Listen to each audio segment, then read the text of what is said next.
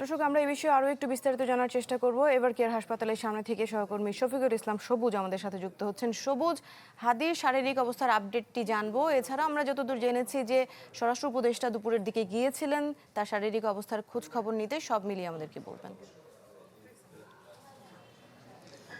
এখন থেকে ঠিক ২০ মিনিট আগে স্বরাষ্ট্র উপদেষ্টা লেফটেন্যান্ট জেনারেল অবসরপ্রাপ্ত জাহাঙ্গীর আলম তিনি এভারকেয়ার হাসপাতালে এসেছিলেন এবং তিনি এসে হাদির পরিবারের সদস্যদের সাথে কথা বলেছেন এবং হাদির চিকিৎসক যারা রয়েছেন তাদের কাছ থেকে ওসমান হাদির স্বাস্থ্যের খোঁজ খবর নিয়েছেন। পাশাপাশি তিনি BNP chairperson Begum Khaleda Xiao যেহেতু এভারকেয়ার হাসপাতালে চিকিৎসাধীন রয়েছেন, তার শরীরেরও খোঁজ খবর তিনি নিয়েছেন। অর্থাৎ বেগম খালেদা জিয়া রয়েছেন এভারকেয়ার হসপিটালের ৪র্থ তলায় এবং ওসমান হাদির চিকিৎসাধীন রয়েছেন ৩য় তলায়।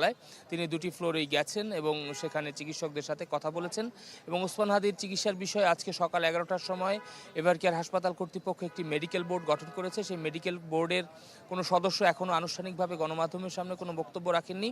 তবে বিভিন্ন সূত্র থেকে আমরা যে তথ্য জানতে পেরেছি, ওসমান হাদির শারীরিক অবস্থা স্থিতিশীল রয়েছে এবং গতকাল রাতে ঢাকা মেডিকেল কলেজ হাসপাতালে তার চিকিৎসা প্রাথমিক চিকিৎসা শেষে সেখানে যে তার ব্রেনে একটু অপারেশন করা হয়েছে, সেই অপারেশন শেষ করার পরে তাকে এখানে নিয়ে আসা হয়েছে।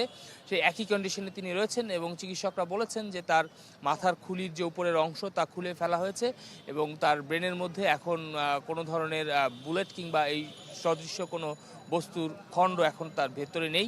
আমরাই নাম্বার ওয়ান। নাম্বার ওয়ান হচ্ছে মেরিল পেট্রোলিয়াম জেলি। তবে এখন যে চিত্র রয়েছে সেই অবস্থা আসলে সময় যাওয়ার পরই বোঝা যাবে। চিকিৎসা বিজ্ঞানের ভাষা অনুযায়ী তারা বলছেন যে প্রথমে তারা 48 ঘন্টা অবজারভেশনে রাখবেন, পরবর্তীতে 72 ঘন্টা অবজারভেশনে রাখবেন এবং তার যে কন্ডিশন এবং যেভাবে যে অবস্থায় তার শারীরিক অবস্থা রয়েছে, এই অবস্থা থেকে ফিরে আসার সম্ভাবনা বা ব্যাক করার সম্ভাবনা খুবই নগণ্য, হাতে গোনা, এমন কথা তাকে যারা দেখে এসেছেন তারা বলছেন এবং সবাই কিন্তু বলছেন জুলাই আন্দোলনের সাথে যারা জড়িত ছিলেন ওসমান হাদিকে আবার তার ফিরে আসার জন্য স্রষ্টার কাছে সবাই দোয়া কামনা করেছেন। এ হচ্ছে সবশেষ অবস্থা এভারকেয়ার হসপিটাল থেকে। জি, শফিকুল ইসলাম সবুজ, ধন্যবাদ আপনাকে আমাদের সাথে যুক্ত হওয়ার জন্য। পরবর্তী আপডেটের জন্য ফিরে আসবো আবারও।